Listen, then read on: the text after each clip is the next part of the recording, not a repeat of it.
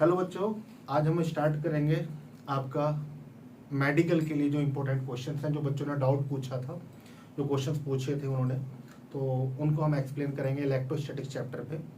तो ज़रा शुरू करते हैं। तो जैसे क्वेश्चन देखिए, ये आपके सामने, an electric dipole has the magnitude of its charge and Q as Q and its dipole moment is P. It is placed in uniform electric field E. If the dipole moment is along the direction of field, the force on it and its potential energy are respectively. तो आपको इसका option बताना है कि option क्या होगा। PMT में आया था क्वेश्चन। तो सबसे पहले हम देखते हैं कि इलेक्ट्रिक फील्ड हमारा ये है,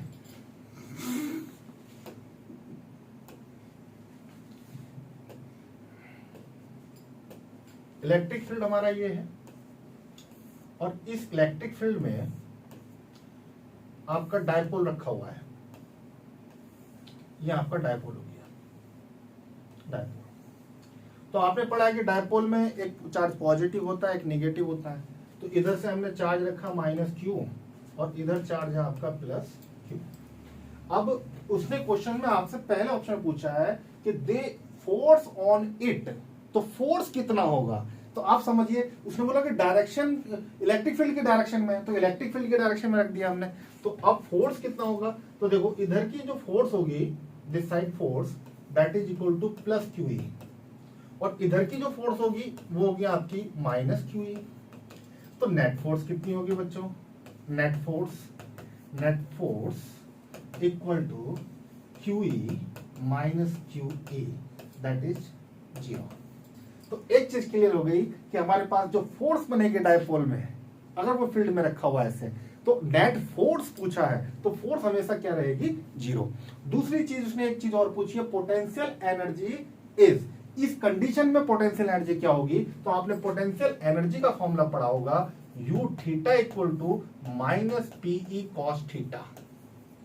अब थीटा इस समय यहाँ पे कितना है, अगर एक्स रखा हुआ है तो थीटा 0 होगा। तो नॉर्मल सी बात है कि PE हो जाएगा, क्योंकि cos 0 की वैल्यू हमारे पास होती है cos 0 इक्वल टू 1। तो इसका मतलब निगेटिव आ रहा है, तो निगेटिव आने का मतलब क्या हुआ कि पोटेंशियल एनर्जी क्या होगी, मिनिमम होगी। तो इसका ऑप्शन क्या बना बच्चों, ऑप्शन बना इसका सी ऑप्शन। क्लियर हुआ ये क्वेश्चन। अब नेक्स्ट क्वेश्चन पे चलते हैं।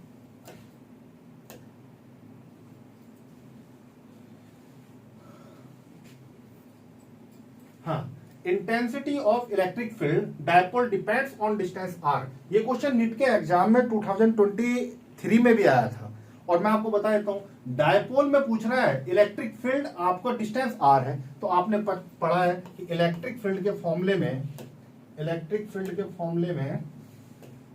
जब इलेक्ट्रिक फील्ड हम निकालते हैं, तो इलेक्ट्रिक फील्ड का फॉर्मूला जो बनता है डायपोल के केसेस में, E बराबर KP अपॉन 2KP। अब एक्सियल हो या इक्वेटोरियल हो, उसने पूछा भी नहीं है कि एक्सियल है कि इक्वेटोरियल है, दोनों पोजीशन में से कोई सी भी लगा सकते हैं। तो KP अपॉन R³ होता है।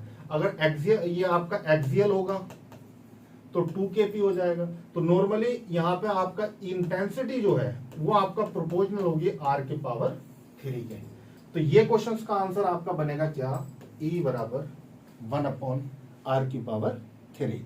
और ये क्वेश्चन नीट में आया था 2000 कब, और इसी क्वेश्चन का कभी तो वो ये पूछ लेता है, एक्सियल न्यूमेरिकल दे देता है, और कभी इस क्वेश्चन पे आपका इंटेंसिटी का रिलेशन पूछ लेता है। बहुत इंपॉर्टेंट क्वेश्चन है।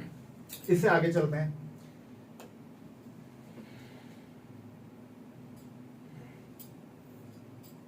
हाँ, the ratio of electric field and axis and equator और डायपोल, एक्सियल में भी पूछा है, इक्वेटर। अभी मैं वही क्वेश्चन में समझा रहा था कि वो क्वेश्चन दोबारा पूछ लिया इन्होंने। देखो कि क्या है कि इलेक्ट्रिक फील्ड एक्सिस में, एक्सियल पोजीशन में इलेक्ट्रिक फील्ड का फॉर्मूला होता है आपका 2KP अपॉन R³, और इक्वेटोरियल पोजीशन क्या होती है।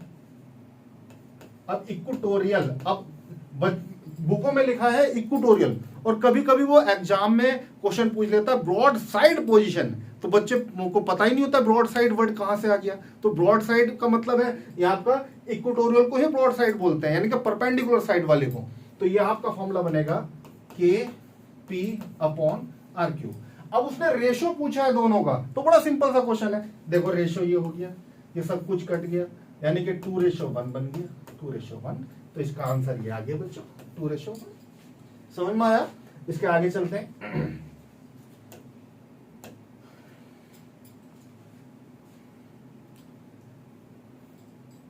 हाँ, डायपोल चार्ज दे रखा है, इलेक्ट्रिक डिस्टेंस दे रखा है 0.01 metre. Calculate the maximum torque of the dipole equal to 5 × 10⁵ ये इलेक्ट्रिक फील्ड है, और इसमें आपसे पूछा है कि डायपोल का क्या निकालना है, टॉर्क निकालना है। तो we know that tau equal to